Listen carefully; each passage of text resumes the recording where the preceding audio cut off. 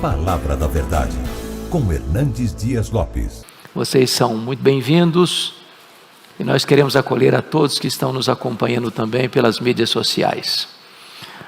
O salmo que nós vamos examinar hoje é o Salmo 82. Peço que você abra sua Bíblia comigo nesta passagem. Salmo 82.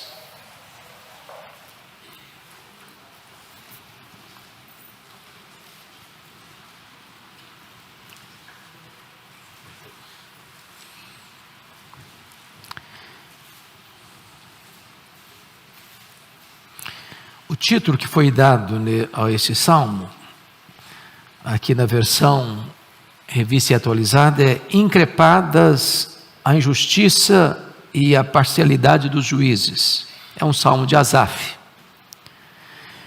E está escrito o seguinte: Deus assiste na congregação divina, no meio dos deuses, estabelece o seu julgamento. Até quando julgareis injustamente e tomareis partido pela causa dos ímpios? Fazei justiça ao fraco e ao órfão, procedei retamente para com o aflito e o desamparado, socorrei o fraco e o necessitado, tirai-os das mãos dos ímpios. Eles nada sabem, nem entendem. Vagueiam em trevas, vacilam todos os fundamentos da terra. Eu disse: sois deuses, sois todos filhos do Altíssimo. Todavia, como homens morrereis, e como qualquer dos príncipes, haveis de sucumbir. Levanta-te, ó Deus, julga a terra, pois a ti compete a herança de todas as nações. Eu quero então conversar com vocês hoje, à luz desse texto, sobre o tema Os juízes sob o julgamento de Deus. Esse salmo está dentro do grupo do terceiro livro dos Salmos. Vocês bem têm ciência de que o livro de Salmos são 150 poemas escritos por vários autores, como Davi, Moisés, Salomão, Asaf, os filhos de Coré e outros salmos anônimos. São divididos em 5 livros.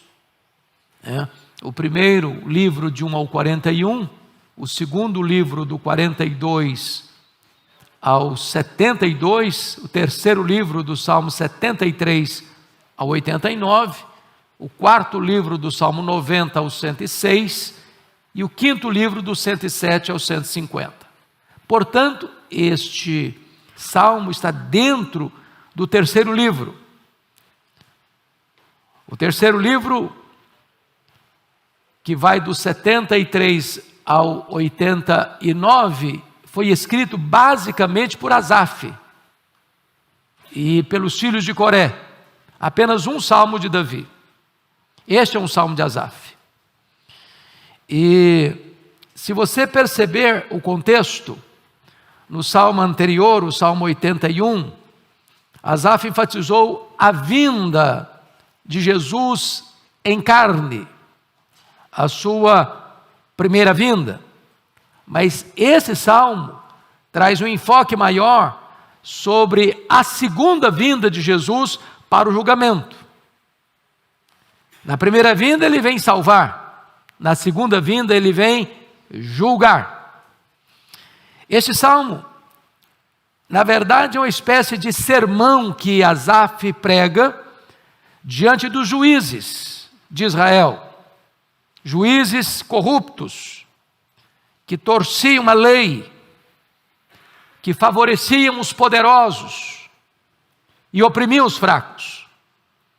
Este é um tema recorrente em todo o Antigo Testamento, este é um tema recorrente também no Novo Testamento. Deus é o Deus da justiça, Deus é o Deus da verdade, Deus não faz acepção de pessoas e não tem parcialidade no julgamento.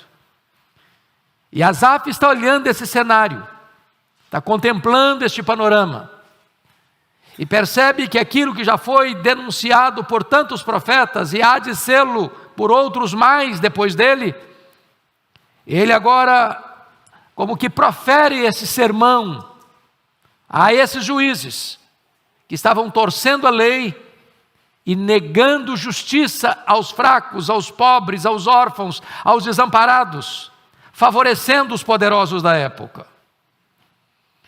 O que Asaf quer trazer à nossa reflexão nesse texto é que Deus é o supremo juiz, e que os juízes que torcem a lei e negam a justiça, eles estão na contramão do reto e justo juiz, porque a justiça é o ornamento do trono de Deus. E então eu gostaria de, à luz desta passagem, trazer para nós aqui hoje, nesta manhã, algumas lições que o texto encerra. Primeiro, o juiz divino julga os juízes da terra. Olha comigo o verso 1. O juiz divino julga os juízes da terra.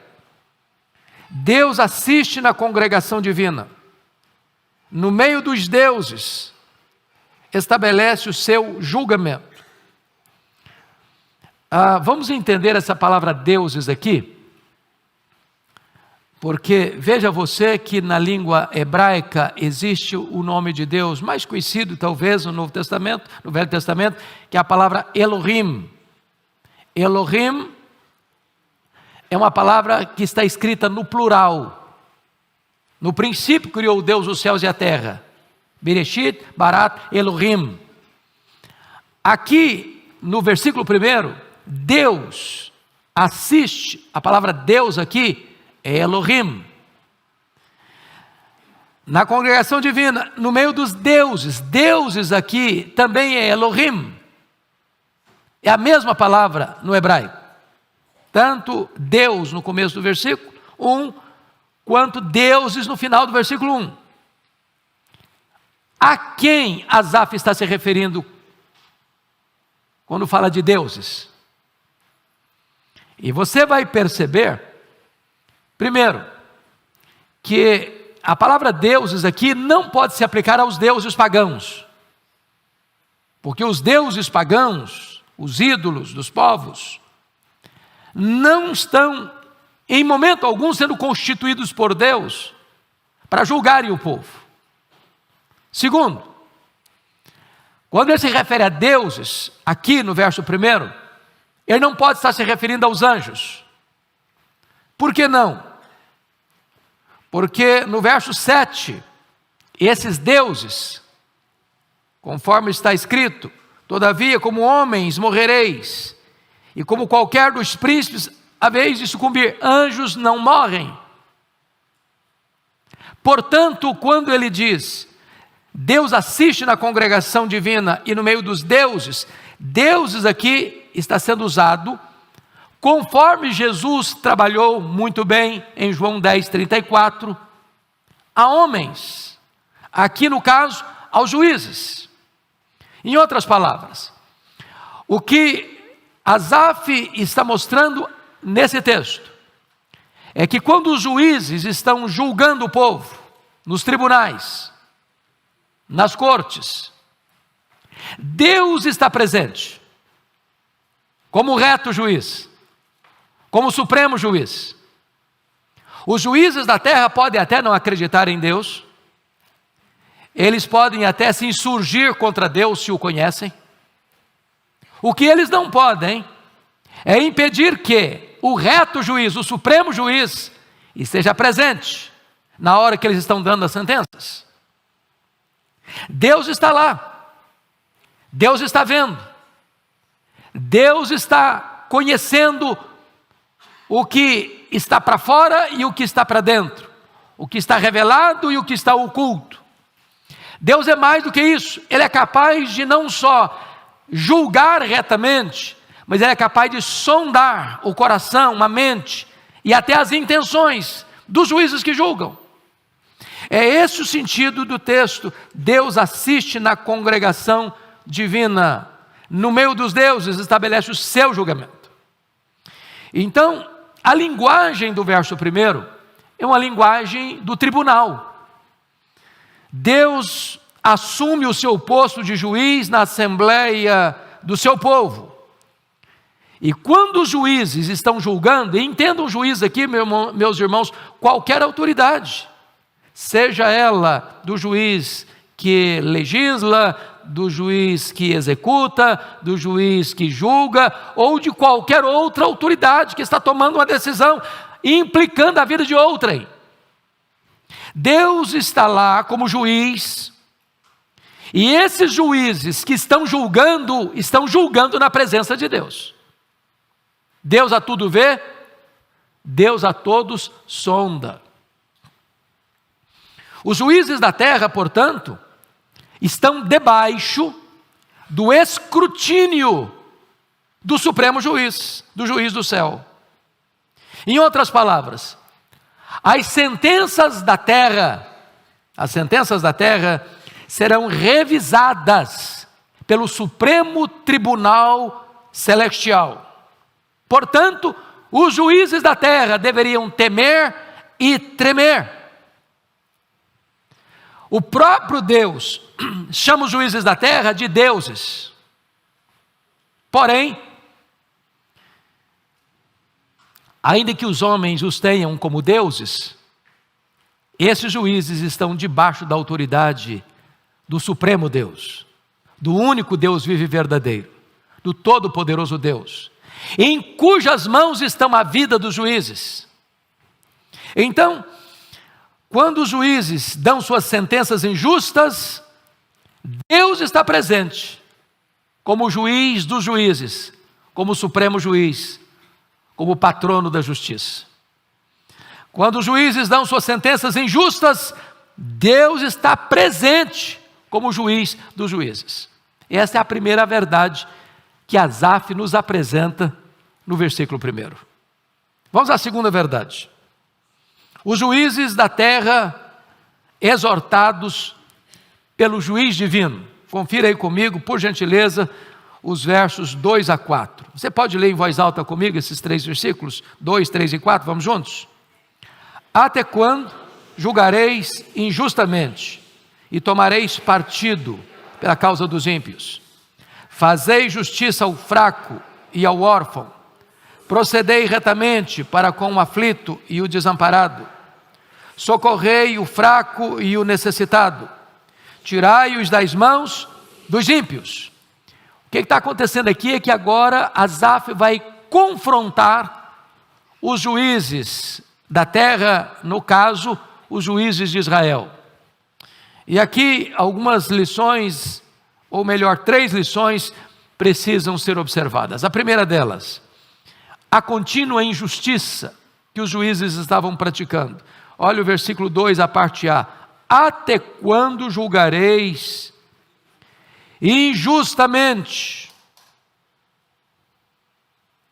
Até quando julgareis injustamente? Essa pergunta é retórica. É a mesma pergunta que o Davi fez para o Eliabe, seu irmão mais velho. Quando Eliabe estava criticando Davi. E Davi pergunta, o que eu fiz agora? Eu só fiz uma pergunta.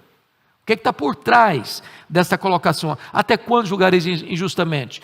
É que os juízes tinham uma prática constante, metódica, contínua, de julgar injustamente. Em vez dos juízes terem como prática o julgamento justo, eles tinham como prática o julgamento injusto. Não era um acidente, era uma prática. Não era uma exceção, era uma regra. Não era um cochilo, era uma atitude permanente. E sabe, meus irmãos, este assunto é tão grave,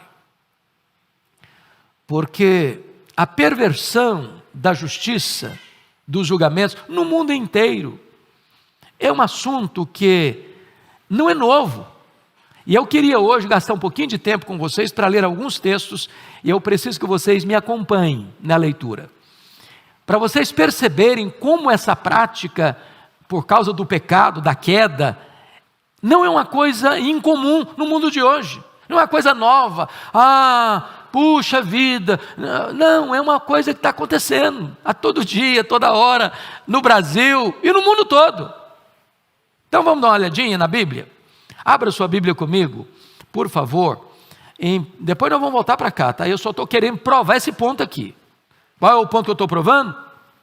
É a contínua injustiça dos juízes, dos tribunais. Então abra sua Bíblia comigo em 1 Samuel, capítulo 8, verso 3. Nós vamos passear um pouquinho pela Bíblia para provar esse ponto.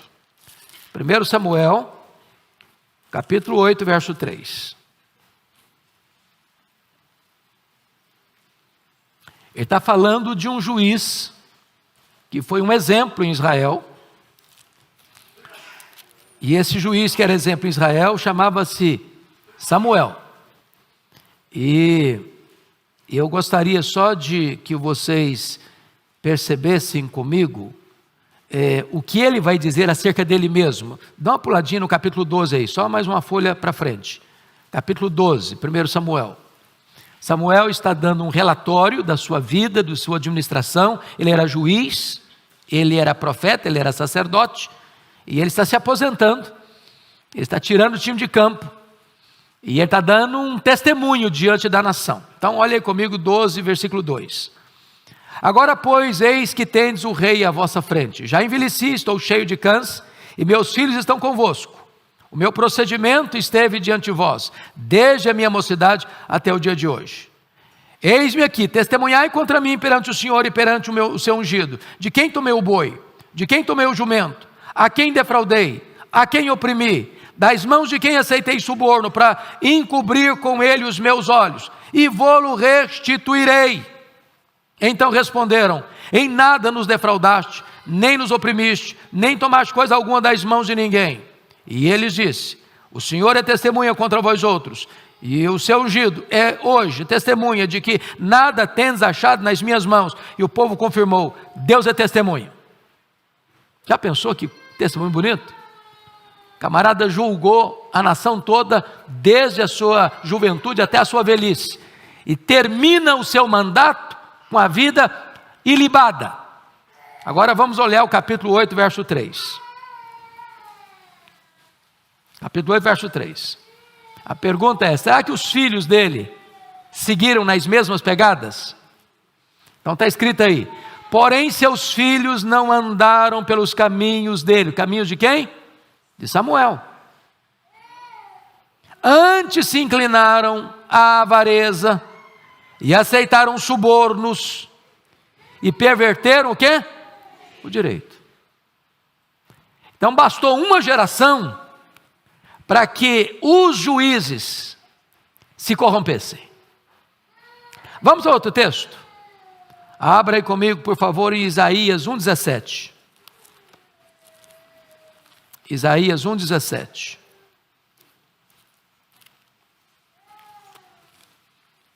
Lembre que nós estamos lendo esses textos para provar a tese.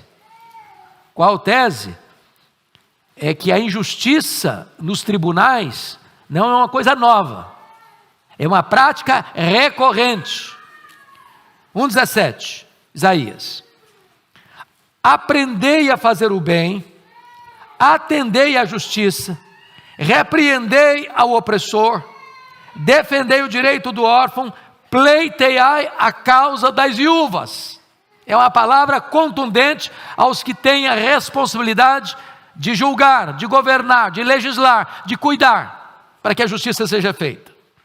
Agora abra sua Bíblia no capítulo 3, ainda de Isaías, versos 13 a 15. Você pode ler comigo? 13 a 15, capítulo 3 de Isaías, vamos juntos? O Senhor se dispõe para pleitear e se apresenta para julgar os povos.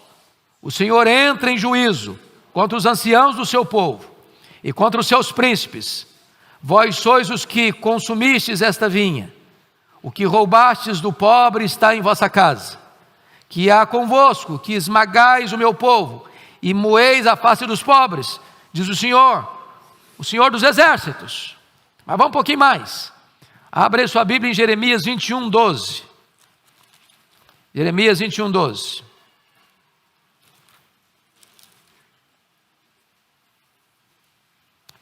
Se você já está comigo no texto, vamos ler juntos.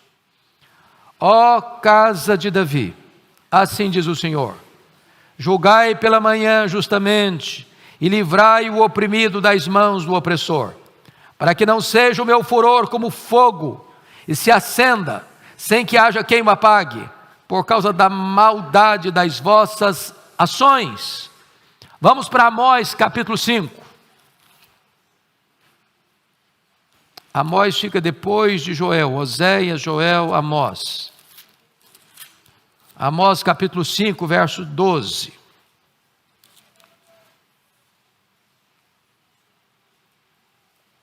Está escrito: porque sei serem muitas as vossas transgressões e graves os vossos pecados.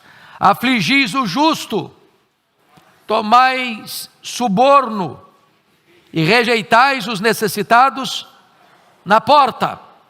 Agora vamos dar uma olhadinha no versículo 15 desse mesmo texto. Vamos juntos comigo? Aborrecei o mal e amai o bem, e estabelecei na porta o juízo. Talvez o Senhor, o Deus dos exércitos, se compadeça do restante de José.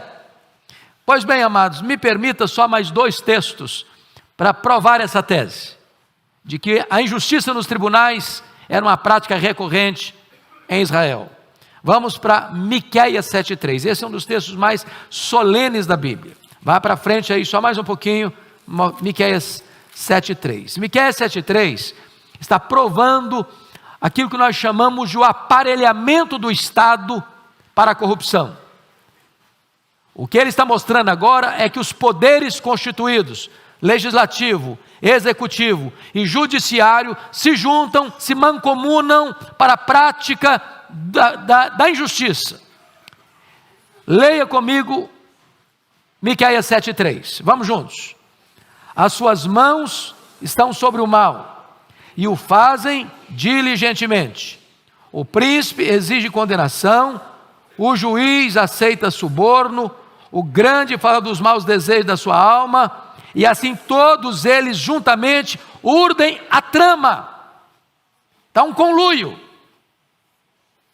Eu estou falando, irmãos, de 2.700 anos. Você diz, bom, então, tem nada novo debaixo do sol. Agora, me permita ler um outro texto que para mim é muito interessante, que está lá em Eclesiastes 5,8. Vamos lá para Eclesiastes. Eclesiastes fica depois de Provérbios. Então vamos lá. E eu termino aqui essa série de leituras de textos. Veja o que está escrito aqui. Eclesiastes 5,8. Você pode ler comigo? Vamos juntos? Se vires em alguma província opressão de pobres e o roubo em lugar do direito e da justiça, não te maravilhes de semelhante caso, porque o que está alto tem acima de si outro mais alto que o explora, e sobre esses há ainda outros mais elevados que também exploram. O que vocês estão entendendo aqui? Terceiro escalão está corrompido, o segundo escalão está corrompido, o primeiro escalão está corrompido, está tudo entregue à corrupção. O cara lá do terceiro escalão está explorando, mas tem outro acima dele que está explorando, e que tem outro acima dele que está explorando também. O que o profeta está denunciando aqui, o profeta Asaf, não é coisa nova. Bom, então a primeira coisa é a contínua injustiça que ele denunciou. Vamos para agora volta lá comigo para o Salmo 82. Volta lá. Segundo lugar, além da contínua injustiça, Asaf está confrontando a parcialidade na aplicação da justiça. Olha o verso 2, a parte B. Até quando julgareis injustamente e tomareis partido pela causa dos ímpios? Agora preste atenção nisso aqui. O que está acontecendo? O juiz deve ser imparcial. O que é imparcial? Ele não toma partido. Ele não favorece a um em detrimento do outro. Numa palavra do direito, o juiz não olha a capa do processo. Ele se atém aos autos do processo. Agora, notem vocês que os juízes naquela época estavam tomando partido. Que partido eles estavam tomando? A causa dos ímpios. Que causa era essa? Era a causa para não fazer justiça a quem? Ao fraco, ao órfão, ao aflito, ao desamparado, ao necessitado. Ou seja, quando uma causa era levada, quando uma demanda era levada para as cortes, para os tribunais, e os fracos, os pobres, os órfãos, os desamparados, dependendo dos juízes para dar uma sentença justa, porque estavam sendo esmagados, explorados, as sentenças já estavam compradas. Os juízes já estavam rendidos ao suborno. E aqueles que tinham o direito, não tinham a mínima chance de encontrar justiça nos tribunais. Porque os que estavam julgando já tinham feito o quê? Tomado partido. Tomaram partido para o lado de quem? Dos poderosos. Por quê? Porque eles eram comprados, subornados por dinheiro. Então, você não fique escandalizado e chocado se você vê essas coisas acontecendo no Brasil e no mundo afora, porque já há 2.700 anos, aliás, aqui tem um pouco mais. O Asaf aqui, eu estou falando aqui, é de 3.000 anos nas nossas costas. 1.000 anos antes de Cristo. E você diz, puxa vida, parece que eu estou lendo o jornal do dia, parece que eu estou assistindo o jornal da noite.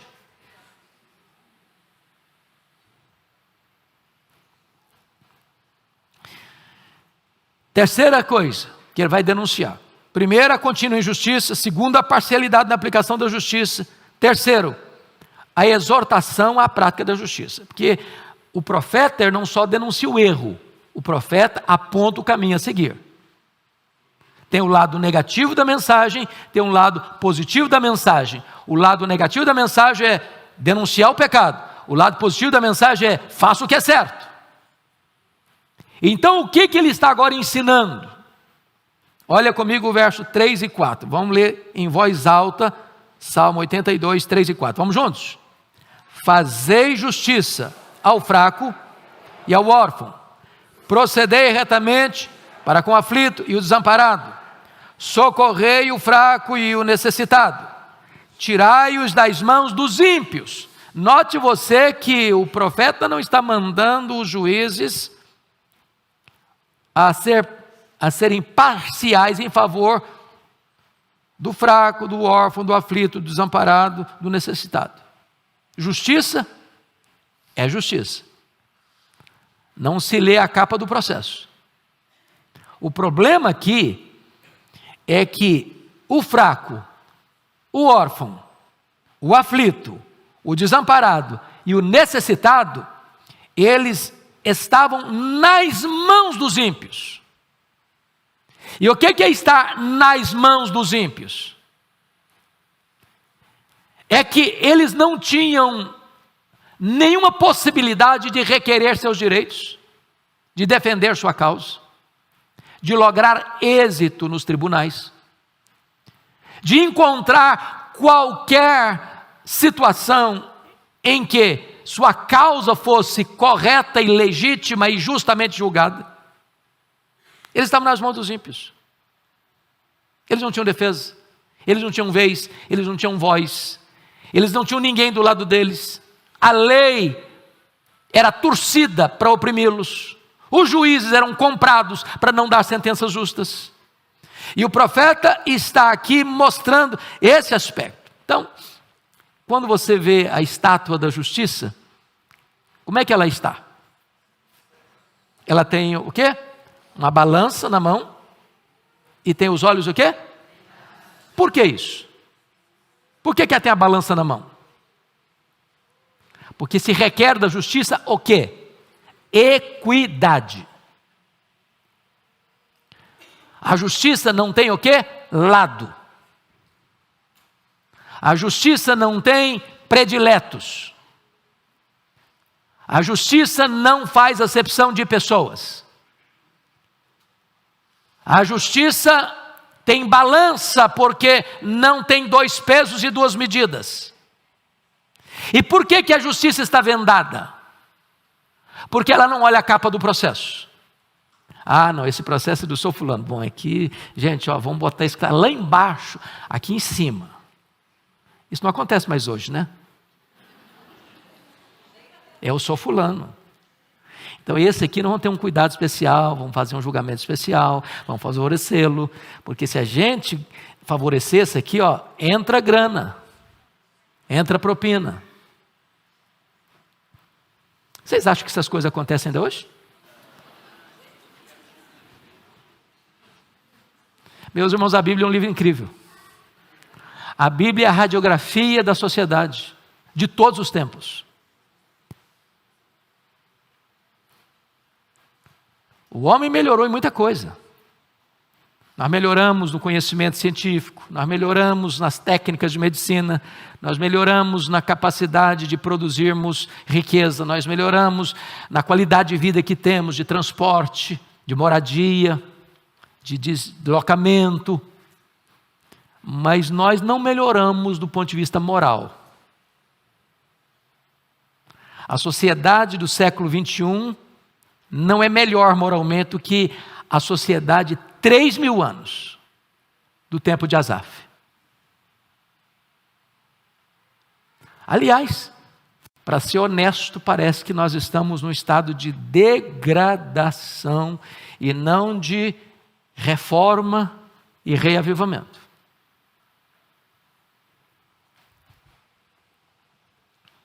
Qual é a missão dos magistrados?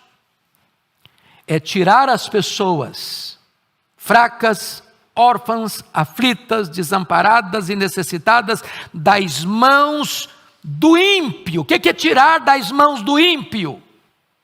É não permitir que o ímpio prevaleça sobre o fraco, porque ele não tem vez e nem tem voz. Cabe à justiça fazer justiça, para que todos verdadeiramente sejam iguais perante a lei. Porque essa é uma frase bonita das nossas constituições mundo afora. Todos são iguais perante a lei, diz a democracia, mas na prática,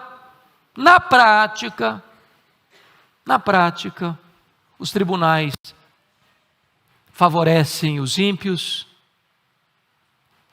e privam os fracos, os pobres, os órfãos, os necessitados, de desfrutarem da verdadeira justiça. Terceira lição desse texto. Os juízes da terra sentenciados pelo juiz divino. Olha comigo os versos 5 a 7. Vamos ler os 5 a 7? Pode ler em voz alta comigo, vamos lá? Eles nada sabem, nem entendem. Vagueiam em trevas, vacilam todos os fundamentos da terra. Eu disse: sois deuses, sois todos filhos do Altíssimo. Todavia, como homens morrereis, e como qualquer dos príncipes, haveis de sucumbir. Então Asaf faz uma transição da ação da injustiça para o caráter dos juízes injustos. Agora ele não está trabalhando mais com as sentenças, agora está trabalhando com a vida do juiz. Agora ele está fazendo uma radiografia do caráter daqueles que julgam, e não das sentenças que eles dão. Então, chama a sua atenção aqui para 5 coisas soleníssimas. Primeiro, juízes sem entendimento. Olha o verso 5, parte A. Eles nada sabem nem entendem. Agora vamos entender isso aqui. Será que Asaf está dizendo que os juízes são analfabetos? Que eles são incultos? Que eles não têm douto saber jurídico? É isso que ele está falando? Não. Para chegar lá no posto de juiz, ele estudou, fez concurso, conhece as leis, conhece os trâmites, sabe como é que a coisa funciona. Mas quando ele diz aqui que eles nada sabem, ele não está denunciando um problema intelectual, ele está denunciando um problema moral.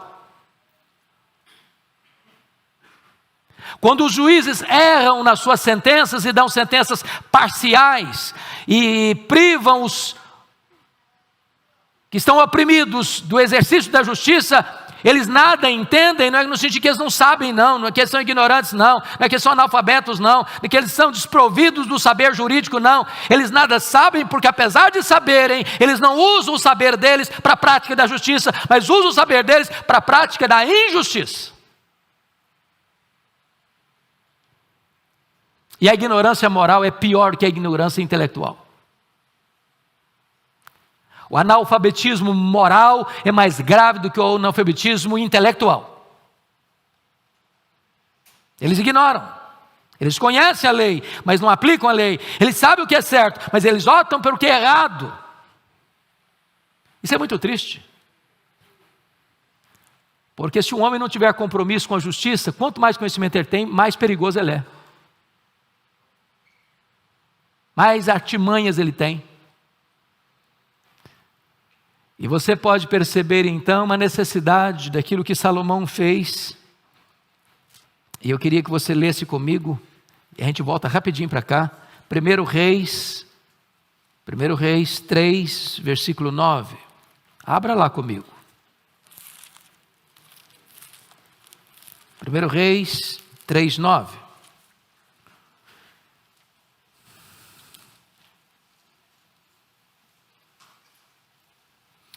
Vamos ler a partir do verso 7, 1 Reis 3, a partir do verso 7, vamos lá, comigo?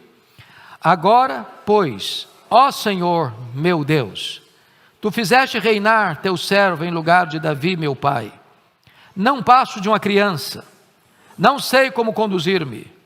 Teu servo está no meio do Teu povo, que elegeste, povo grande, tão numeroso, que se não pode contar. Dá, pois, ao teu servo coração compreensivo para julgar o teu povo, para que prudentemente discirna entre o bem e o mal, pois quem poderia julgar a este grande povo? Aqui é o pedido de Salomão. Deus, eu vou julgar, e eu preciso de quê? Sabedoria. Quem tem falta de sabedoria, peça a Deus. Segundo lugar, volta lá para o Salmo 82 comigo. Primeiro, juízes sem entendimento. Segundo, juízes em trevas. Olha o versículo 5, a parte B. Vagueiam em trevas. Será que Asaf está dizendo que os juízes eram cegos? Precisavam de uma varinha para andar pelas ruas? De um cão adestrado para guiá-los pelas vielas? Do que ele está falando? Como assim os juízes vagueiam em trevas? Significa que esses juízes, eles vagueavam despreocupados, desatentos, acerca de quê? Acerca da sua nobre missão. Missão tão nobre, tão elevada, tão conspícua, que Deus os chama de deuses, que eles são representantes de Deus na terra, que eles são agentes do tribunal justo de Deus na terra. E apesar de uma posição tão elevada e tão sublime e tão importante e tão decisiva para a sociedade viver em ordem, Eles tapam os ouvidos, eles tapam os olhos e andam cegamente, corrompendo, conspurcando a alta posição, o alto privilégio que ocupam. O que o Senhor Jesus Cristo disse? Eu sou a luz do mundo. Quem me segue não andará em trevas. Se os juízes, se os legisladores, se os governantes entendessem isso, seguindo a luz, eles não vão tropeçar. Mas se abandonam a luz, eles vão andar como cegos, não vão enxergar, e vão viver na escuridão, e vão mergulhar o povo a quem legislam, governam e julgam, numa densa escuridão. Terceira alerta de Asaf aos juízes. Juízes que transtornam. Olha comigo o versículo 5. A parte C. Vacilam todos os fundamentos da terra. O que ele está dizendo? O que Asaf está dizendo, irmãos, é que quando aqueles que são constituídos para legislar, para governar, para julgar, exercem essa nobre função para oprimir, para negar a justiça, para torcer a lei, por suborno, ter parcialidade no julgamento. O que está acontecendo como resultado é que a terra vai ser transtornada. Há uma espécie de terremoto, de tremor de terra, de abalo das estruturas da sociedade. O que está escrito no Salmo 11, verso 3? Ora, destruídos os fundamentos, o que poderá fazer o justo? Fundamentos destruídos significa que você não tem mais parâmetros, que você não tem mais balizas, que você não sabe para onde a coisa está indo, que você não tem garantia de que a lei será cumprida, que a justiça vai ser praticada, que a verdade vai prevalecer nos tribunais. A terra transtornada é isso. As pessoas estão sem rumo, sem direção, sem segurança, sem ordem. É por isso que lá em Isaías 10, 1, está escrito de maneira tão contundente, e eu vou ler para vocês, Isaías 10, 1, está escrito o seguinte: ai dos que decretam leis injustas, dos que escrevem leis de opressão, para negar injustiça aos pobres, para arrebatar o direito dos aflitos, aos aflitos do meu povo, a fim de despojarem as viúvas e roubarem os órfãos. Deus dá um ai. Então me permita dar um exemplo, aliás, 2 exemplos do que significa. Vamos pegar um do Velho Testamento, vamos pegar Acabe e Jezabel. Lembram do Nabote, que tinha uma vinha bem perto do palácio? E o Acabe vai lá e diz: ô Nabote, você podia me vender essa propriedade sua? Lá, rei, eu não posso vender, isso é herança de família, tem um apego emocional. E o rei, que era muito fraco e covarde, voltou para casa choramingando, nem dormiu de noite.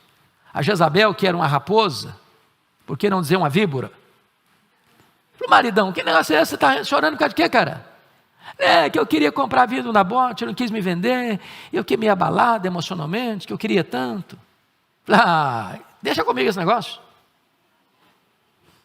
Isso é fichinha para mim. Armou uma cena, armou uma armadilha. Armar armadilha é fogo, né? E fez um enredo tal que o Nabote foi acusado e assassinado por uma trama. E agora, o cara está morto, o rei toma posse da vinha. uma injustiça gritante, uma violência criminosa. Porque quem está no comando, tem o poder na mão, e em vez de fazer justiça, oprime e mata. Me permita o segundo exemplo. Está lá no livro de Mateus, Evangelho de Mateus, capítulo 2. Vocês se lembram disso? Os magos vieram do Oriente e chegaram em Jerusalém e fizeram uma pergunta: onde está o recém-nascido rei dos judeus? Vimos a sua estrela no Oriente e viemos para adorá-lo. E diz a Bíblia que o rei Herodes se alarmou, e com ele toda Jerusalém. Mas por que uma pergunta simples dessa alarma um rei? E por que uma pergunta simples dessa transtorna uma cidade? É porque Herodes era um assassino quanto mais. Ele tinha matado a metade do sinédrio. Ele tinha matado toda a nobreza da sua esposa preferida, porque casou 9 vezes. Ele tinha matado seus próprios filhos. Ele não suportava a ideia de que alguém pudesse tomar o lugar dele no trono.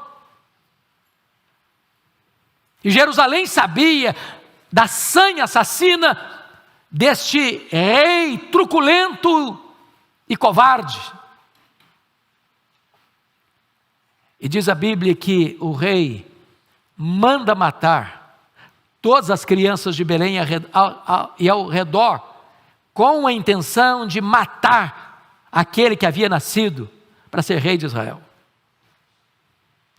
Está no poder para cuidar dos seus próprios interesses e não para servir ao povo. Esse é o ponto aqui de uma terra transtornada. Transtornada. Quando você vê o parlamento, o palácio e as cortes legislando, governando e julgando, criando leis de opressão, a terra é transtornada. Isso que o profeta e poeta Asaf denunciou, começa a acontecer. Vacilam todos os fundamentos da terra. Quarto lugar, o que ele denuncia? Juízes que não honram a sua posição. Olha comigo o versículo 6, 82:6. Eu disse: sois deuses, sois todos filhos do Altíssimo. Note você no verso 6, que a palavra deuses aqui é Elohim de novo. Elohim de novo. Altíssimo é El Elyon. O que significa esse versículo 6 aqui? Deus deu aos juízes uma alta posição, uma posição de honra, conspícua, nobilíssima. E o que eles fizeram com esta alta posição? Que deveria refletir na terra o trono do céu. As cortes da terra foram instituídas para serem um espelho da corte celestial. Na corte celestial não tem justiça. A verdade prevalece. O mal não tem vez. Mas eles, apesar de serem constituídos com tanta honra, com tanta glória humana, dada por Deus, eles corrompem isso, conspurcam isso, e privam as pessoas da verdadeira justiça. Deixa eu só exemplificar isso com Romanos 13, que é o capítulo que Paulo trata dos magistrados. Em vez dos magistrados se considerarem déspotas, eles devem se considerar diáconos, porque a autoridade constituída é ministro de Deus, e a palavra ministro é a palavra diácono. Entendamos isso, irmãos. Do presidente da república ao prefeito, do senador ao vereador, do juiz de primeira instância à quarta instância, todos deveriam se entender isso. Eles são diáconos, eles são servidores. Eles não estão lá para se locupletarem. Eles não estão lá para cuidarem de si mesmos. Eles estão lá para, em nome de Deus, servir ao povo. Esta é a orientação divina. Entretanto, as pessoas entram do vereador ao senador, do prefeito ao presidente, do juiz de primeira instância ao da quarta instância, e tantas vezes não honram esta nobilíssima posição a que foram guindadas, seja por nomeação, seja pelo sufrágio popular. Mas agora vem a quinta verdade desse texto, é que os juízes perderão esse posto, a vida e a honra. Olha o verso 7 comigo. Você pode ler? Vamos lá? Todavia, como homens morrereis, e como qualquer dos príncipes haveis de sucumbir. Note que no verso 6 eles são chamados de deuses, Elohim, no sentido da alta posição que ocupam, de honra. Mas eles não passam de quê? De homens. A nobreza não está na pessoa. O vaso é de barro. A nobreza está na função que ocupa. É por isso que Paulo, mesmo tendo Nero como imperador romano, ele diz que você deve honrar o rei. A quem honra, honra. Não é que Paulo está dizendo que Nero, o assassino, mandou matar a mãe, um cara que incendiou Roma e botou a culpa nos cristãos, que ele, Nero, em si, como pessoa, é digno de honra. Não, a posição que ele ocupa é digna de honra. A posição é deuses. A pessoa humana é homem, barro, mortal. O que Deus está mostrando aqui? O ofício é sublime, mas o homem é frágil. O que ele está mostrando? Aquele que hoje ocupa a maior posição de influência na nação, ele é mortal e um dia ele morre e vira pó. Em outras palavras, usando o cântico de Ana, Deus é aquele que coloca no trono e Deus é aquele que tira do trono. Deus é aquele que exalta e Deus é aquele que rebaixa.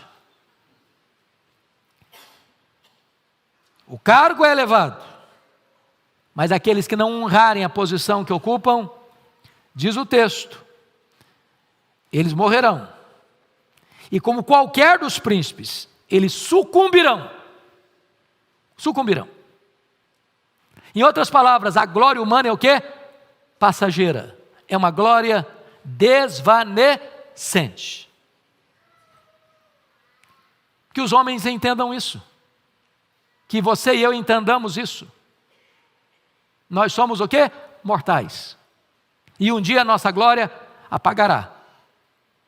E o mais poderoso homem vira o quê? Pó. E eu quero concluir a exposição do Salmo 82 com a última lição, a quinta lição. O clamor pelo julgamento divino. Está aí no versículo 8. Tem duas coisas aí. Primeiro, a invocação da oração. Versículo 8. Levanta-te, ó Deus, julga a terra. O que Asaf está olhando é o seguinte, ele olha para o cenário, e o que ele vê? Ele vê juízes que se corrompem, que julgam injustamente, que tomam partido, que não defendem o direito do fraco, do órfão, do aflito, do desamparado, do necessitado. E o coração dele aperta. E parece que não tem expectativa favorável na terra. E então ele recorre ao supremo juiz, do supremo pretório divino, e diz, levanta-te, ó Deus, e julga a terra. Quando a terra falha, os homens clamam aos céus. Quando os homens falham, a terra clama a Deus. E a segunda coisa, para encerrar, é a predição do versículo 8, a parte B. Pois a ti compete a herança de todas as nações. Sabe o que significa isso? Ele está recorrendo a Deus. E sabe quem é o juiz? Está lá em Atos 17. que Deus já determinou o dia do julgamento e já escalou o juiz. Quem é o juiz? Jesus Cristo, nosso Senhor. E ele virá. E diz a Bíblia que ele vai se assentar no trono. E ele vai julgar as nações. E o juízo dele é reto, é justo, é verdadeiro. E diz mais a Bíblia que ele vai colocar todos os inimigos debaixo dos seus pés. E ele vai entregar o reino ao Deus e Pai. E diz a Bíblia que ele, reto juiz, vai ser supremamente exaltado. E Deus lhe dará o nome que está acima de todo nome, para que ao nome de Jesus se dobre todo o joelho, nos céus, na terra e debaixo da terra, e toda língua confesse que Jesus Cristo é Senhor, para a glória de Deus Pai. A vitória é de Deus e do seu Cordeiro. A vitória é do justo e da sua igreja. Meus amados irmãos, aqui você vai enfrentar lutas, dores, lágrimas, injustiças. Mas preste atenção nisso. As trevas não vencerão a luz. A mentira não prevalecerá sobre a verdade. A injustiça não ganhará da justiça. O diabo não terá vitória sobre Deus. A vitória é do Senhor e do seu povo. A justiça pode tardar na história dos homens, mas ela jamais falhará na perspectiva de Deus e no acerto final, no juízo final. Que Deus nos abençoe. Vamos ficar em pé e vamos orar.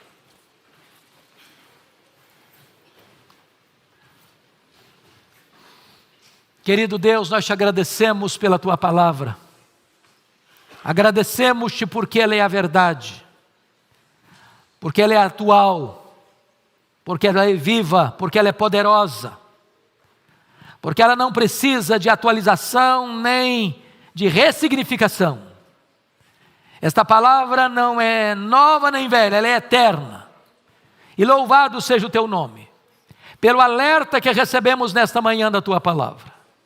Oramos para que tu apliques esta palavra ao nosso coração, para que tu nos ajudes, Deus, a olhar para ti como reto e justo juiz, aquele que sonda e conhece a todos, e aquele que não aceita que nos tribunais haja suborno e parcialidade, aquele que está no trono e conduz os destinos da história a uma consumação final, e a vitória de Cristo e do seu povo. Oramos com gratidão por esta verdade eterna, em nome de Jesus, amém.